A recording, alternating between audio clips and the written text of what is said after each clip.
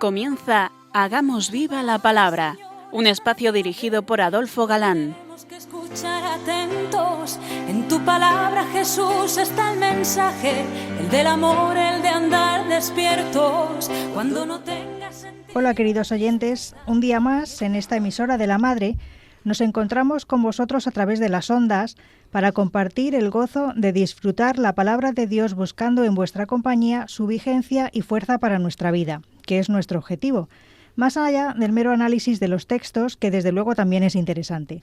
Aquí estamos de nuevo, Katy González, Adolfo Galán y María José García, dispuestos a pasar este rato en vuestra compañía. Bienvenidos a nuestro programa Hagamos Viva la Palabra.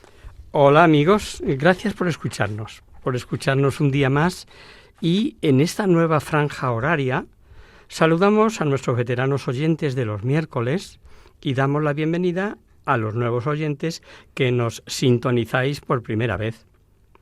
Estamos estudiando con detalle esta obra maestra que es el Evangelio de San Juan, y dejábamos a Jesús la última emisión, dialogando con aquella mujer samaritana junto al pozo de Jacob. Y algo debió notar la mujer, porque cuando dice que el pozo es muy hondo y no tiene cuerda, en vez de decirle que si sabe o si tiene escondido bote o cuerda, le dice lo que leíamos en ese momento: ¿eres tú más que Jacob? Ahí es nada, el padre de Israel. Y ante las palabras de Jesús, que repetirá en la fiesta de los tabernáculos, cuando proclama que el que tenga sed venga a mí y beba, agua de vida que calma toda sed y se da gratis al que la pida, como se ve en Apocalipsis. La mujer, como por si acaso, o menos hábil que Nicodemo, dice: díjole la mujer, Señor, dame esa agua para que no sienta más sed, ni tenga que venir aquí a sacarla. Y Jesús da un golpe certero en la conciencia, y tal vez empezó a comprender que no era Jesús un judío más. Él le dijo, vete, llama a tu marido y ven acá. Respondió la mujer y le dijo, no tengo marido. Díjole Jesús, bien dices, no tengo marido, porque 5 tuviste y el que ahora tienes no es tu marido. En esto has dicho la verdad. Hay aquí algo que apuntan los exegetas muy sutil. Jesús ofrece el agua viva, la gracia, y la mujer pide de esa agua. Pero hay un impedimento grave para que Jesús otorgue lo que le pide, su mala vida. Y para comenzar la conversión da el aldabonazo a su conciencia. Llama a tu marido, no tengo, bien has dicho, etc. 5 has tenido y el que ahora tienes no es marido tuyo. Ha calado, ha dado en la diana y no le interesa seguir por ahí. Y ahora sí, con habilidad, la mujer quiere llevar la conversación por otros derroteros. Díjole la mujer, Señor, veo que eres profeta. Nuestros padres adoraron en este monte y vosotros decís que es Jerusalén el sitio donde hay que adorar. Jesús le dijo, créeme, mujer, que es llegada la hora en que ni en este monte ni en Jerusalén adoraréis al Padre. Vosotros adoráis lo que no conocéis. Nosotros adoramos lo que conocemos, porque la salud viene de los judíos. No cabe duda de que Jesús, antes o después de aclarar que en este aspecto los judíos tenían razón, pero que ya en tiempos mesiánicos el culto no será aquí o allá, sino en espíritu y en verdad, y que ha llegado esa hora. Pero ya llega la hora, y es esta, cuando los verdaderos adoradores adorarán al Padre en espíritu y en verdad, pues tales son los adoradores que el Padre busca. Dios es espíritu, y los que le adoran han de adorarle en espíritu y en verdad. O sea, el papel de Israel en cuanto a la salvación ha terminado, pero no niega el papel que tuvo. Aunque los samaritanos viviesen por tierras del padre Jacob y conservasen el Pentateuco. Decía que antes de aclarar a la samaritana lo que preguntaba, algo más sobre su vida debió decirla, a juzgar por las palabras del final, en que acabará diciendo a sus vecinos, me ha dicho todo cuanto he hecho. Y hay algo digno de meditar. Jesús, que oculta por aquel entonces ser el Mesías o el Cristo, revela de manera explícita que es el Mesías. Bien es verdad que está en Judea. Díjole la mujer: yo sé que el Mesías, el que se llama Cristo, está para venir y que, cuando venga, nos hará saber todas las cosas. Díjole Jesús: soy yo el que contigo habla. Más aún, Jesús emplea el primer solemne soy yo, recogido por San Juan y que comentamos en la introducción, como recordaréis. La mujer, dejando el cántaro, qué detalle de historicidad de San Juan, corrió a la ciudad y corrió como ansiosa de contar, olvidada del agua que fue a buscar, y cómo iría, que arrastró a otros. En esto llegaron los discípulos y se maravillaban de que hablase con una mujer. Nadie, sin embargo, le dijo: ¿qué deseas o qué hablas con ella?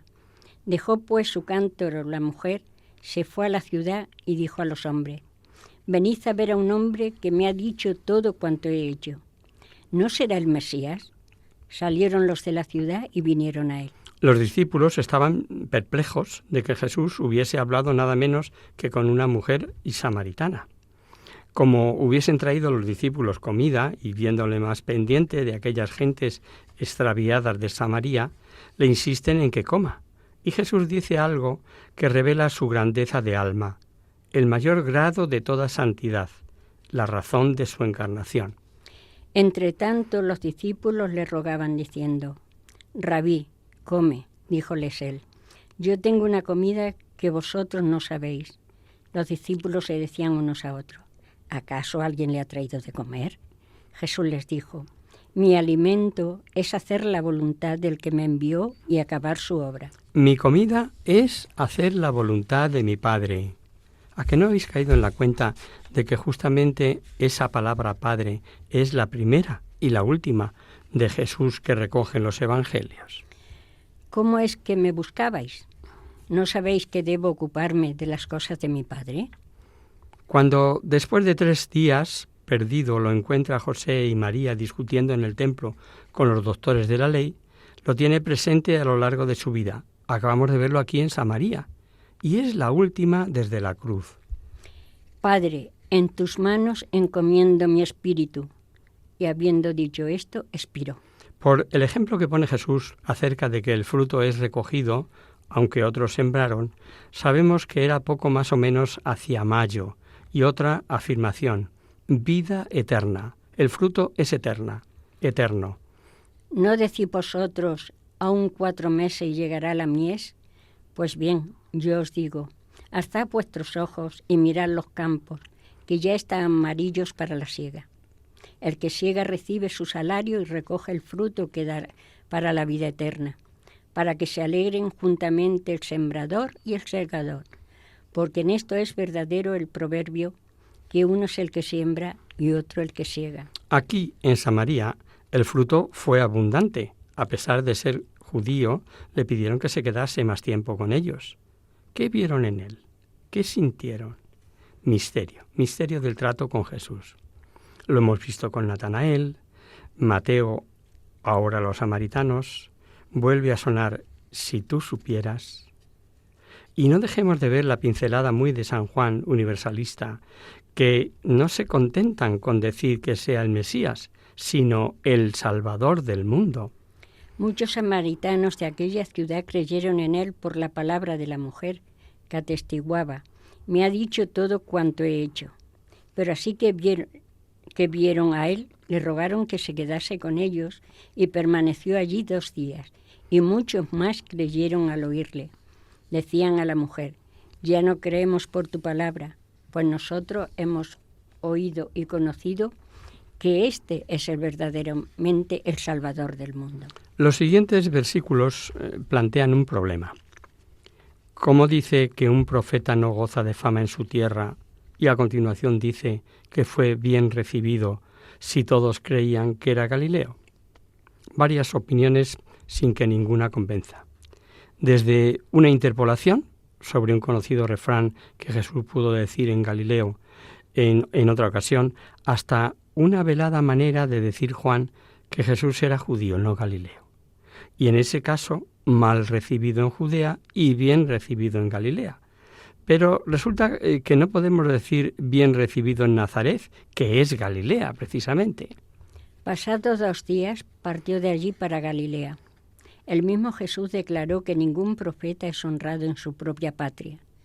Cuando llegó a Galilea, le acogieron los galileos que habían visto cuántas maravillas había hecho en Jerusalén durante las fiestas, pues también ellos habían ido a la fiesta. Otros dicen que Juan pone el marcado contraste de la buena acogida de los samaritanos, si bien aún cierto el refrán en Nazaret, los galileos, al ver los signos hechos por Jesús, le acogieron bien. Como nosotros solemos decir, dejemos a los escrituristas que investiguen, aunque en este caso no es trascendente, al parecer, dar con la solución exacta. Vuelve Jesús a Caná de Galilea, que dista unas 6 o 7 horas, 33 kilómetros, descendiendo unos 800 metros, donde hay un enfermo grave. Y Juan nos narra el segundo de los signos, la curación del hijo del funcionario cortesano, sin duda importante personaje al servicio del rey Herodes Antipas, el de la Pasión, el hijo de los magos. Llegó pues otra vez a Caná de Galilea, donde había convertido el agua en vino. Había allí un cortesano cuyo hijo estaba enfermo en Cafarnaúm. Oyendo que llegaba Jesús de Judea a Galilea, salió a su encuentro y le rogó que bajase y curase a su hijo, que estaba para morir. Jesús le dijo: si no vierais señales y prodigios, no creéis.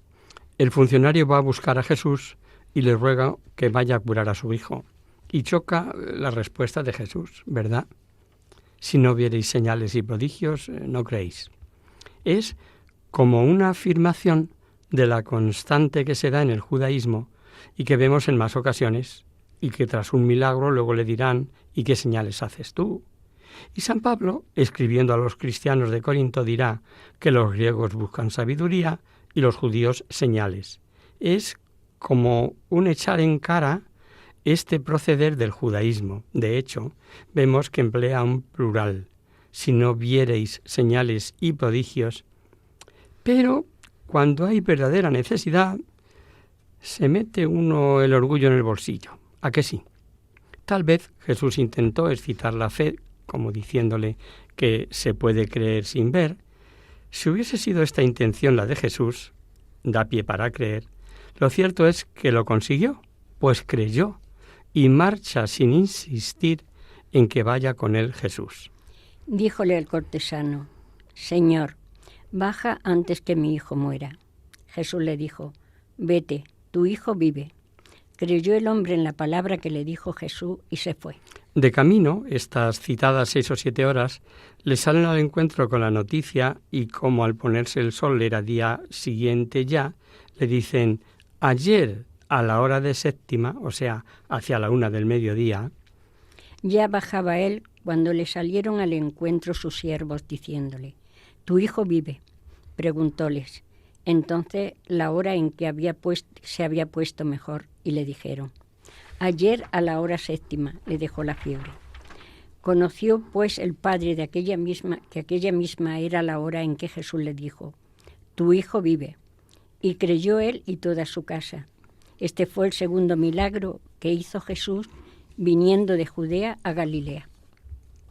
Al repetir que creyó él y toda su familia, después de haber dicho cuánto sucedió el milagro que creyó, lo lógico es pensar que seguramente creyeron en mucho más que en un Jesús profeta taumaturgo, sino en el Mesías.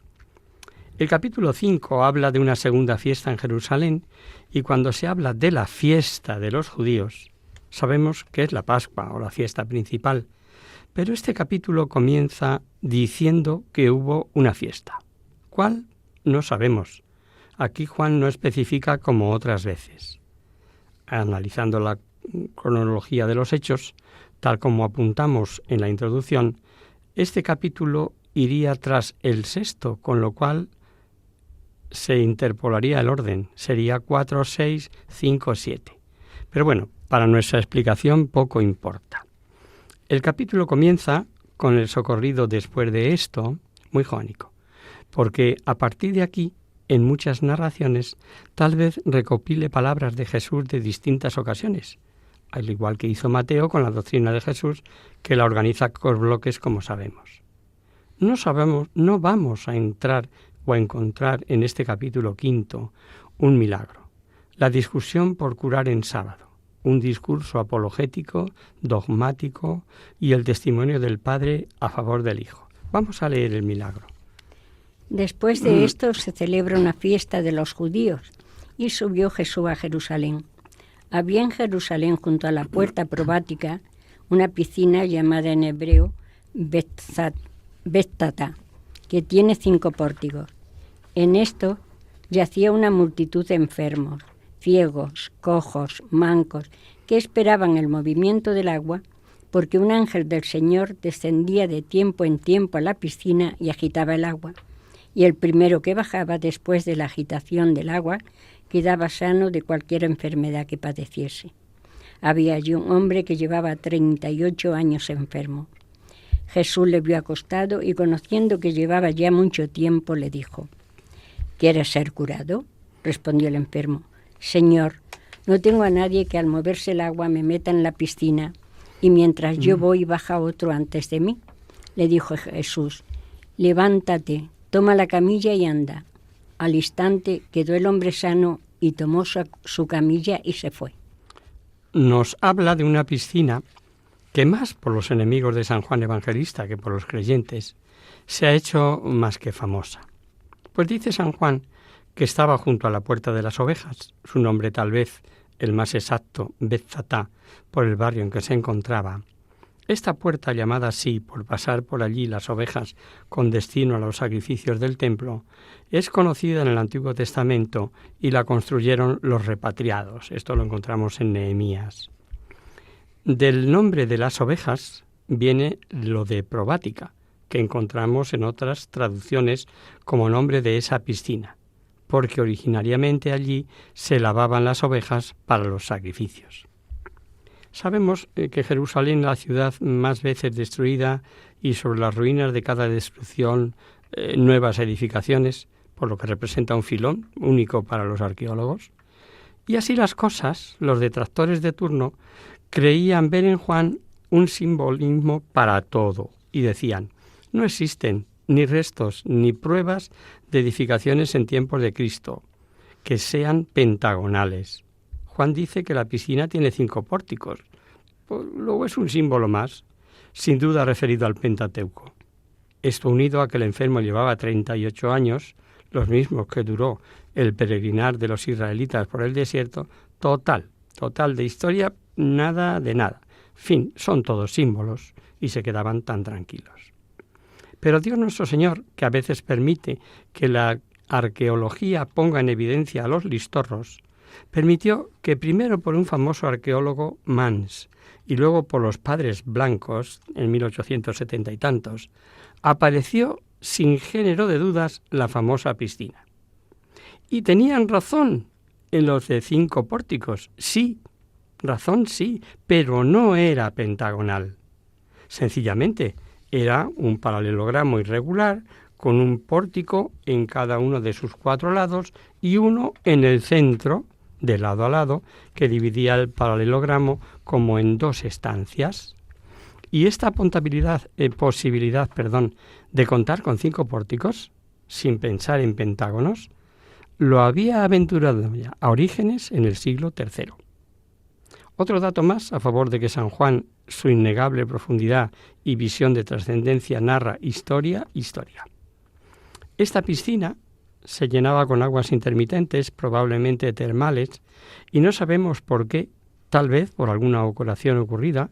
El caso es que la creencia popular era que quien primero se metiese al removerse el agua sanaba de cualquier enfermedad, y como ello suponía ser milagroso, achacaban a que era un ángel el que agitaba el agua de cuando en cuando.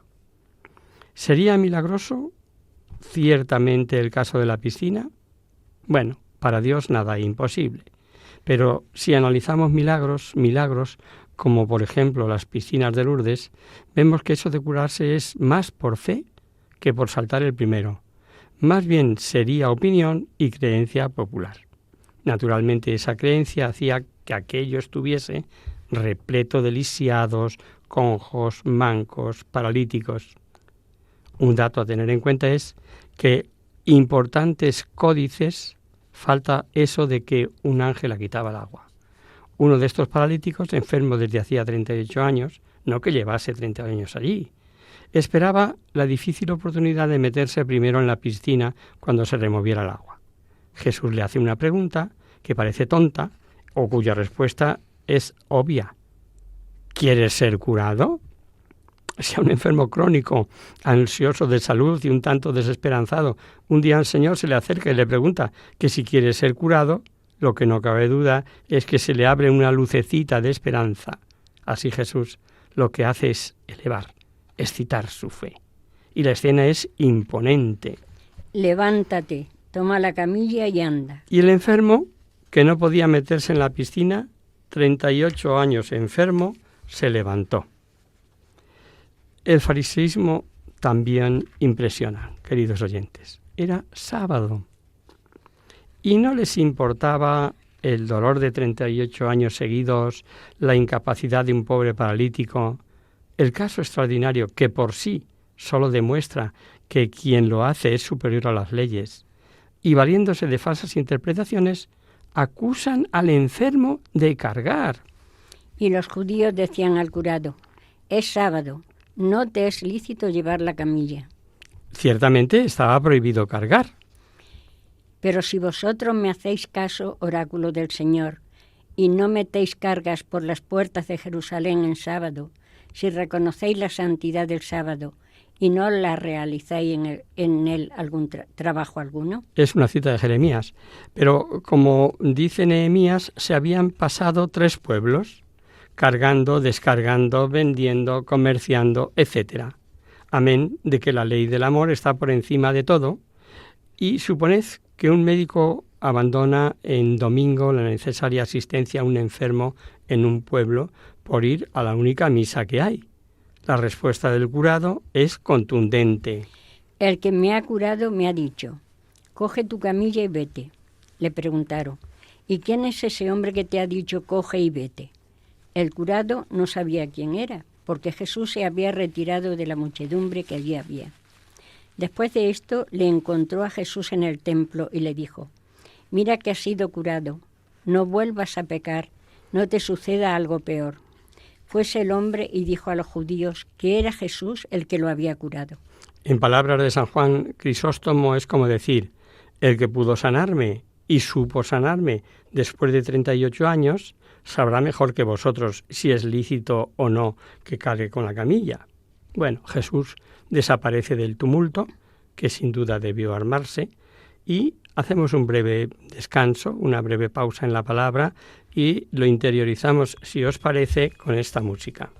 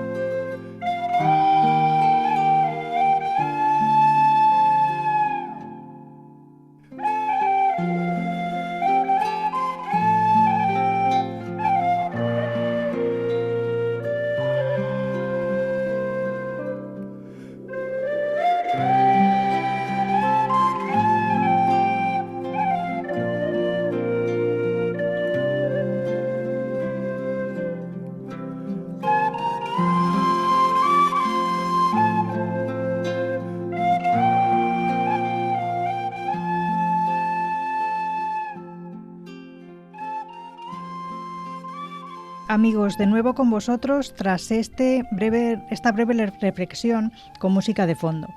Os recordamos, queridos oyentes, que sintonizáis el programa Hagamos Viva la Palabra. Si queréis contactar con nosotros vía correo postal, lo podéis hacer a Radio María, Paseo Lanceros 2, primera planta, 28024, Madrid. Y si preferís el correo electrónico, hagamosvivalapalabra@radiomaria.es. Para los que se acaban de incorporar, decirles que estamos comentando el Evangelio de San Juan. Tras la curación en la piscina probática, Jesús desaparece, pero después, y esto es muy de San Juan, se las arregló para salir al encuentro del curado. Ya sabéis que los judíos siempre echaban las culpas de los pecados incluso a los padres. Lo veremos en el mismo Juan un poquito más adelante. Pero no es porque no estuviera la doctrina al respecto súper clara y que Jeremías salió al paso de aquel topicazo que decía aquello. Los padres comieron el agraz y los hijos sufrieron la dentera. Esto no quiere decir que en muchas ocasiones la causa de enfermedad no sean los pecados. Ahí están los de las venéreas, el SIDA en muchos casos, en ocasiones, algunas cirrosis, etc. Y a juzgar por el contexto, bien pudo ser este enfermo, sufrir la enfermedad por mala vida, no lo sabemos. Pero Jesús pudo referirse a que curado no pecase. ¿Por qué? Pues porque las consecuencias del pecado son infinitamente peores que todas las enfermedades. Y ante lo evidente, en vez de rendirse a la verdad, los enemigos de Jesús le persiguen so pretexto de ser cumplidores. ¿No han existido siempre semejantes hipócritas? Preguntad a los que con leyes que llaman justas predican el aborto, la libertad de la droga, la eutanasia. A partir del versículo 17 comienza una profunda e interesante tercera parte de este capítulo 5. El Hijo está en íntima unión con el Padre y reivindica su filiación divina. Sin duda Jesús se proclamaba Dios. Los judíos perseguían a Jesús porque hacía estas cosas en sábado, pero él les respondió: mi Padre sigue obrando todavía, y por eso obro yo también. Por esto los judíos buscaban con más ahínco matarle, pues no solo quebrantaba el sábado, sino que decía a Dios su Padre, haciéndose igual a Dios. La mejor explicación la dieron los mismos enemigos, por lo que San Agustín escribió: los judíos entendieron lo que los arrianos no comprendían. Hoy podríamos decir los testigos de Jehová.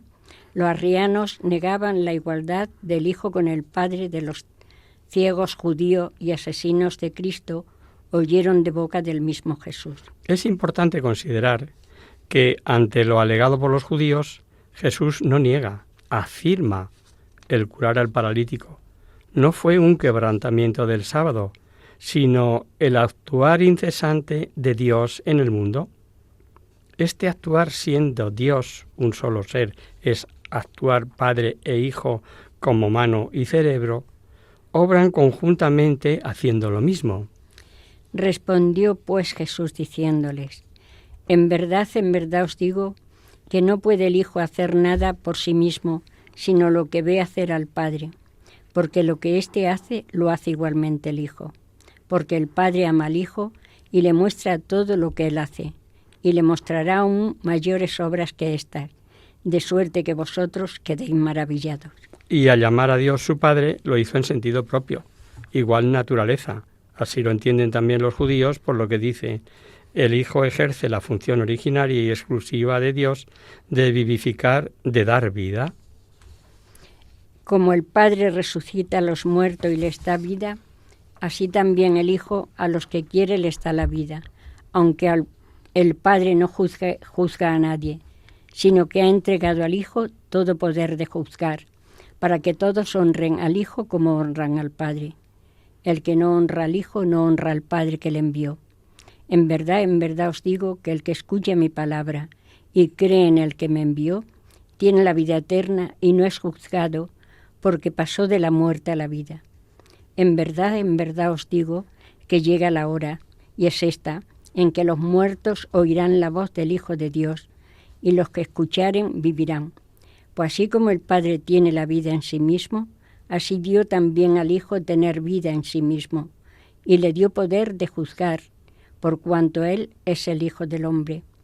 No os maravilléis de esto, porque llega la hora en que cuanto están en los sepulcros, oirán su voz y saldrán, los que han obrado el bien para la resurrección de la vida y los que han obrado el mal para la resurrección del juicio. El Hijo es la revelación única y definitiva de Dios en su esfuerzo a favor de los hombres. Esta revelación del Hijo no exime al hombre. El Hijo es la revelación única y definitiva de Dios en su esfuerzo a favor de los hombres de tomar su propia y libre decisión. Así alcanza la vida cuando cree, cuando acepta al Hijo. Si el hombre se cierra al Hijo, se cierra al Padre e incurre en juicio. Dicho de otra manera, al rechazar a Dios encarnado, se autoexcluye de la salvación, se condena a él solo, pues Jesús, como dice el propio Juan, Jesús no ha venido a juzgar al mundo. Vemos por lo leído que habla unas veces de la resurrección a la vida sobrenatural, del pecado a la gracia, otros a la resurrección del último día, y como solo Dios puede resucitar, y esto es obra del Padre y del Hijo, el Padre es Dios y el Hijo es Dios. Resurrección espiritual para quienes oigan la voz de Jesucristo, que tiene vida en sí mismo como el Padre. Finalmente, el pasaje, como hemos escuchado, habla de la resurrección de los muertos, unos a la vida eterna, otros a la condenación. Y toda esta revelación está avalada por el Padre. Él oye y Él hace cuanto el Padre dispone. Si yo diera testimonio de mí mismo, mi testimonio no sería verídico. Es otro el que da mi testimonio, y yo sé que es verídico el testimonio que da de mí. Vosotros habéis mandado a preguntar a Juan, y él dio testimonio de la verdad, pero yo no recibo testimonio de hombres. Mas os digo esto para que seáis salvos. Aquel era la lámpara que arde y alumbra, y vosotros habéis querido gozar un instante de su luz. Pero yo tengo un testimonio mayor que el de Juan, porque las obras que mi Padre me dio a hacer, esas obras que yo hago, dan en favor mío testimonio de que el Padre me ha enviado, y el Padre que me ha enviado, ese da testimonio de mí. Vosotros habéis oído jamás su voz, no habéis oído jamás su voz, ni habéis visto su semblante. Un testimonio definitivo para los judíos debería ser, y así lo decían ellos, la Sagrada Escritura. Pero Jesús les remite a la Escritura. Efectivamente, si creyesen a Moisés, creerían en Cristo. Investigad las Escrituras, ya que en ellas creéis tener la vida eterna, pues ellas dan testimonio de mí, y no queréis venir a mí para tener la vida. Yo no recibo gloria de los hombres, pero os conozco y sé que no tenéis en vosotros el amor de Dios. Yo he venido en nombre de mi Padre, y vosotros no me recibís. Si otro viniera usurpando mi nombre, le recibiríais. ¿Cómo vais a creer vosotros que recibir la gloria unos de otros y no buscáis la gloria que procede del único? No penséis que vaya yo a acusaros ante mi Padre. Hay otro que os acusará, Moisés, en quien vosotros tenéis puesta la esperanza, porque si creyerais a Moisés, creeríais en mí, pues de mí escribió él. Pero si no creéis en sus escrituras, ¿cómo vais a creer en mis palabras? Moisés escribió la promesa de la redención por la mujer, el protoevangelio, que de la descendencia de Abraham vendría la bendición de todo el linaje de la tierra, un poquito más adelante en Génesis. Vendrá ya concretamente por Judá, de quien no será el cetro. Más aún, recordemos que los judíos pidieron en el Sinaí no ver ni oír, a no ser por mediación de Moisés, y por lo que Moisés dijo. Precisamente como Yahvé, tu Dios, pediste en Horeb el día de la asamblea, diciendo, que no oiga yo la voz de Yahvé, mi Dios, y no vea este gran fuego para no morir. Entonces me dijo, Yahvé, dicen bien hablando así, yo les suscitaré de en medio de sus hermanos un profeta como tú.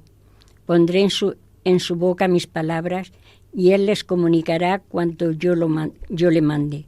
A quien no escucharé las palabras que él dirá en mi nombre, yo le pediré cuenta. Ahí lo tenéis bien clarito, ¿no? Y Jesús no les dice aprended las Escrituras, sino escudriñad. investigad, puesto que Moisés escribió de él. Qué bien lo vieron algunos judíos sinceros tras su conversión, como Mateo o como Pablo o como cualquiera de los conversos actuales. Se puede saber de memoria las Sagradas Escrituras y estar en el error, como pasaba a escribas y fariseos, por más que presumían de saber y de calificar de malditos incluso a quienes no interpretaban como ellos. ¿Es que también vosotros os habéis dejado engañar? ¿Acaso algún magistrado o fariseo ha creído en él? Pero esta gente que ignora la ley son unos malditos. Caso calcado de cuantas sectas niegan hoy la divinidad de Jesús. Y con esto vamos al capítulo 6. Súper interesante como todo Juan. Pero este es conocido sobre todo como el discurso del pan de vida. Todavía recuerdo en mi época de estudiante la pregunta que nos hizo el profe acerca de por qué Jesucristo instituyó la Eucaristía. Dimos varias respuestas, yo creo que todas correctas. Pues el profe siempre añadía, sí, pero ¿por qué? Sí, pero ¿por qué? Para concluir que porque Jesús lo había prometido y su palabra no puede fallar. ¿Dónde? Pues justamente en este capítulo 6, sin el cual difícilmente entenderíamos la institución de la Eucaristía.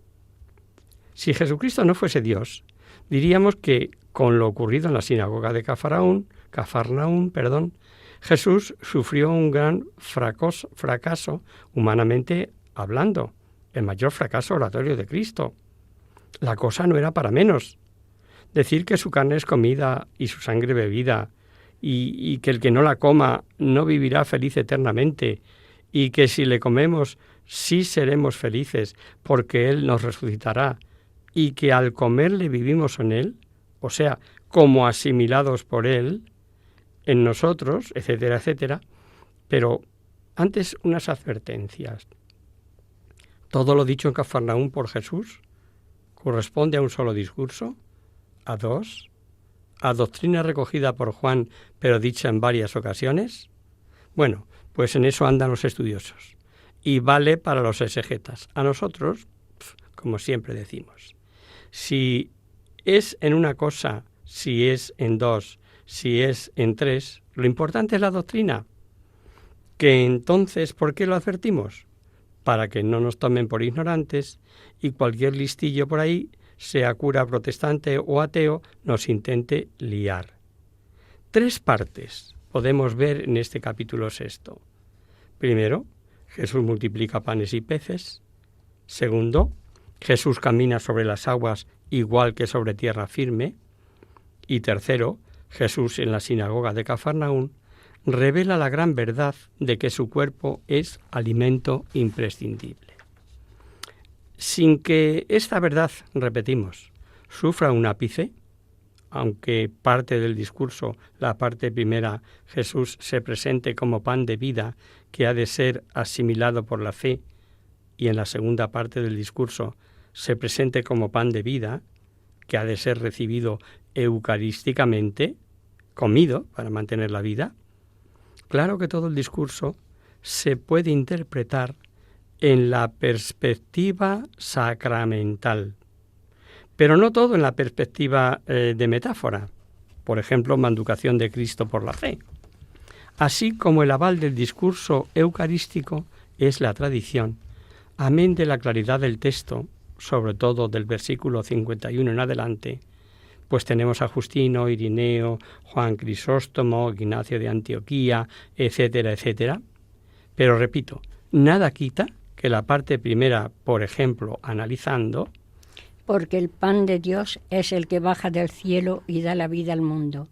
Dijéronle, pues ellos, Señor, danos siempre ese pan. Se refiere a creer en Él, como la sed a la que se refirió la samaritana. No procede, pero de separar esta doctrina sería fe hasta el versículo 47 y Eucaristía del 48 al final. O sea, que la fe es un alimento, claro, pero hay que reconocer que ese alimento lo da el Hijo del Hombre que bajó del cielo, claro, Ya dijo que la obra de Dios sea el reconocer al único Hijo. La única obra básica de Dios exige de ellos es el que crean en Él. La obra de Dios es que creáis en aquel que Él ha enviado. Los católicos sabemos, y la Iglesia lo proclama, que el discurso de Cafarnaún es claro, sin duda, e irrefutable. Revelación eucarística. Y pronto veréis con qué claridad sale de las palabras recogidas por Juan. Bueno, perdonad lo extenso de esta introducción al capítulo 6, pero en estos tiempos hay que tener ideas muy claras para que cualquier persona no nos haga sufrir o perturbe nuestra fe de siempre. Decía una monja de un barrio periférico de Madrid a un pastor bautista, tras discutir largamente sobre este capítulo 6. Mire usted, cuando nos muramos los dos y veamos la verdad, si fuese la suya, a mí solo puede decirme Jesús, qué exagerada eras. Pensabas que mi amor llegaba a tanto como a darme yo mismo en alimento, como una madre de a sí misma a su hijo bebé. Pero a usted, sí, quien interpreta bien esta doctrina, es la Iglesia Católica, le dirá Jesús, qué desgraciado eres, pero qué poco me conoces. ¿No eres capaz de suponer que yo amase tanto? De una lógica aplastante la respuesta de la monja, ¿verdad? Lo vamos a dejar aquí y la próxima emisión acometeremos esta joya literaria que es el capítulo 6 de Juan, conocido como el discurso del pan de vida.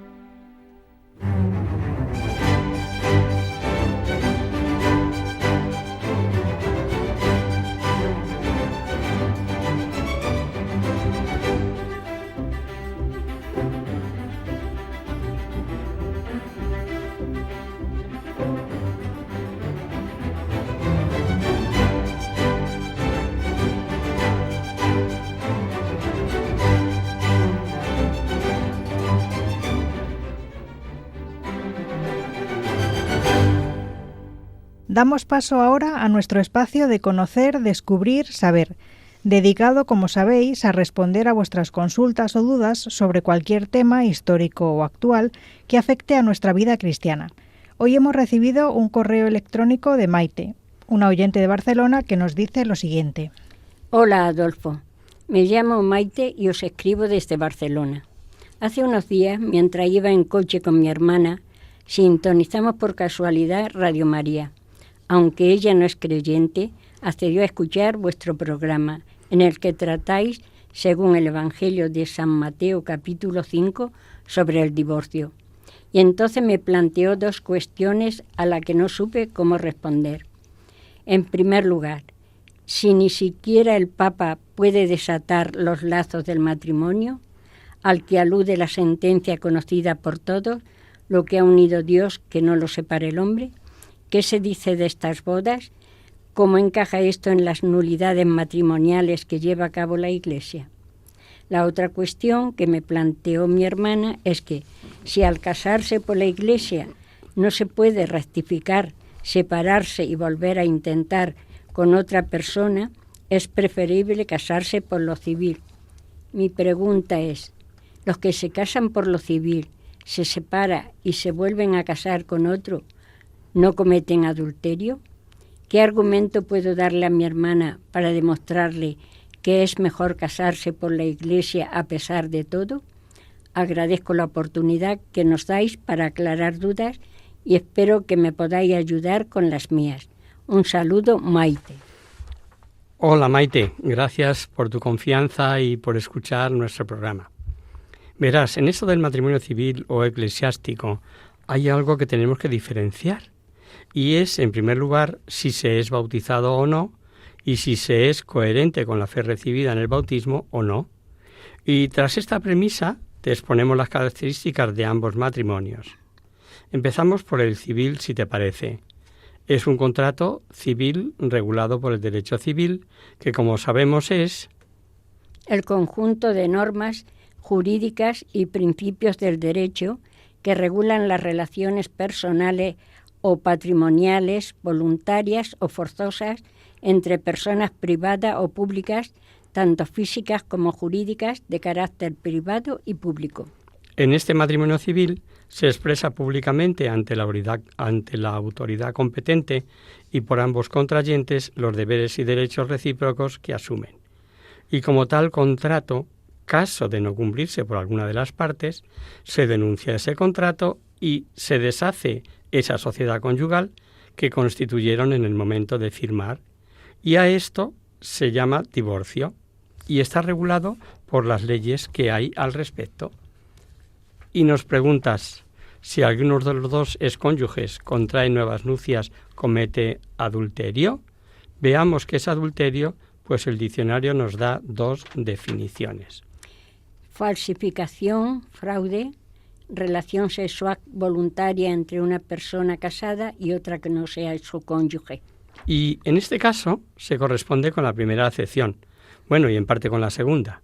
En consecuencia, una vez que ambos están divorciados, oficialmente, ninguno cometería adulterio por casarse con otro, salvo que este otro estuviera casado, obviamente. Y vamos con el matrimonio eclesiástico o por la Iglesia, que se dice, llamado también matrimonio canónico. La diferencia respecto al civil es enorme, pues este matrimonio entre cristianos bautizados es un sacramento, es algo sagrado, y se celebra públicamente también ante la comunidad cristiana y, por supuesto, ante Dios. El amor humano se une a la bendición del Señor y la gracia del Espíritu Santo eleva el compromiso humano a sacramento. ¿Y qué es sacramento? Los sacramentos, en la teología de la Iglesia Católica, son signos sensibles y eficaces de la gracia de Dios y mediante los cuales se otorga la vida divina. Estos signos sensibles, para entendernos, expresan gráfica y externamente algo más profundo que está ocurriendo internamente en nuestras almas y que no se ve. El sacramento del matrimonio es signo eficaz del amor de Dios a su Iglesia. Y si significa la unión de Cristo con su Iglesia, es amarse los contrayentes como ama a Cristo, que llega hasta dar la vida por nosotros, como sabemos. Visto esto así un poquito por encima, las conclusiones que nos llevan a darte respuestas son las siguientes. Adheridos a Cristo, como creyentes y consecuentes con su mensaje de salvación, la entrega recíproca de los novios es exclusiva, única, sin fisuras y permanente, es decir, para siempre. ¿Y esto por chincharnos? Pues nos guste o no, o porque lo dice la Biblia. En esta frase del libro del Génesis, a la que haces alusión, querida Maite, que lo que Dios unió no lo separe el hombre. Pues no es por chincharnos, es sobre todo por coherencia de vida.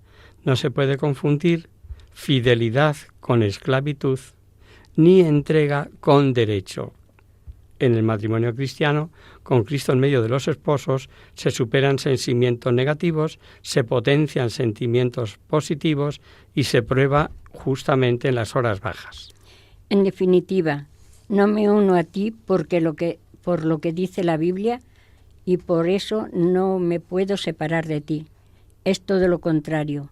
Me uno a ti para siempre, para toda la vida, porque no me conformo con menos. ¿Qué suele ocurrir?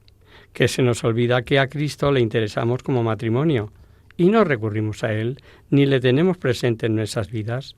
Y claro, actuamos que si no existiera. Nuestra fe está muy flojita, muy olvidada. Sin fe no tiene sentido casarse por la Iglesia, como ves. Pero al margen de los cálculos materialistas que hagamos, simplemente por coherencia de vida. Acerca de tu pregunta sobre nulidad, contraponiéndolo a la cita de Génesis de lo que Dios unió no separe al hombre? Pues es muy sencilla también. Pues la nulidad no es separación, es lo primero que hay que tener claro. Pero como en los demás hemos hecho, recurrimos al primer lugar a su definición. ¿Qué es la nulidad? La nulidad matrimonial es la invalidación de un matrimonio porque en su celebración han existido o se han producido vicios o defectos esenciales que impiden que el mismo pueda surtir efecto. La nulidad matrimonial supone que el matrimonio no ha existido y no puede surtir efecto. Por tanto, no es separación, sino que nunca se unieron. Como puede suponer, declarar un matrimonio nulo supone un proceso, en realidad es un juicio, celebrado ante un tribunal eclesiástico que se llama de la Rota, en el que con todas las garantías jurídicas se llega a un veredicto final muy simple, y es si hubo matrimonio o no. Las causas pueden ser muchas y variadas, relacionadas con la libertad, el consentimiento, la forma y la capacidad para contraer matrimonio. Las sentencias de estos tribunales eclesiásticos han de ser homologadas por un juez civil, a partir de cuyo momento tiene efectos civiles y se inscriben en el registro civil. El contrayente cuyo matrimonio ha sido declarado nulo pasa a tener un estado civil de soltero. Es apasionante tu pregunta, querida Maite, y que agradecemos mucho tu consulta. Y el tema da para mucho más. Hijos, educación de estos, nuestro modelo de matrimonio, nuestra sociedad conyugal, célula básica de la sociedad y sus implicaciones, etcétera, etcétera. Quedamos a tu disposición. No dejes de escribirnos de nuevo si algo no te quede claro, en este o en cualquier otro tema. Un cariñoso saludo. Y hasta aquí, queridos amigos, el programa de hoy. Os dejamos con nuestra sintonía. Y os recordamos que si queréis dirigiros al programa para cualquier duda, aclaración o sugerencia, participando en el espacio de Conocer, Descubrir, Saber, estamos a vuestra total disposición y encantados de atenderos en la siguiente dirección. Radio María, Paseo Lanceros 2, primera planta, 28024, Madrid. O bien, si lo preferís, al correo electrónico hagamosvivalapalabra@radiomaria.es. Tanto este como el resto de nuestros programas los tenéis a vuestra disposición en el podcast de la emisora en la web de Radio María, www.radiomaria.es. Os hemos acompañado en este programa Adolfo, Katy y María José. Nos vemos de nuevo el próximo mes, si Dios quiere. Con un programa en el que seguiremos analizando despacito el Evangelio según San Juan, y empezaremos por desmenuzar toda la doctrina del capítulo 6 de San Juan, conocida como el discurso del pan de vida. Hasta el próximo día, amigos. Hasta el próximo día. Hasta nuestra próxima cita, el mes de noviembre. En principio, jueves. Sabéis que hemos cambiado de miércoles a jueves. El jueves día 6, si Dios quiere. Bueno, dentro de un mesecillo.